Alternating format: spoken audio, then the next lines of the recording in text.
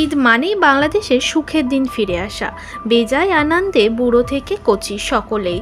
অপু বিশ্বাসকে এবার ধরা মিলল বেশ খুশিতে।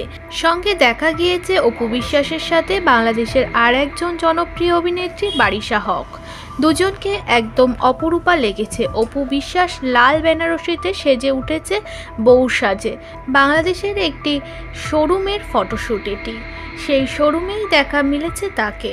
খুব সুন্দর লাগছে তাকে। সঙ্গে তাল মিলিয়েছে আর এক অভিনেত্রী বারিশা হক।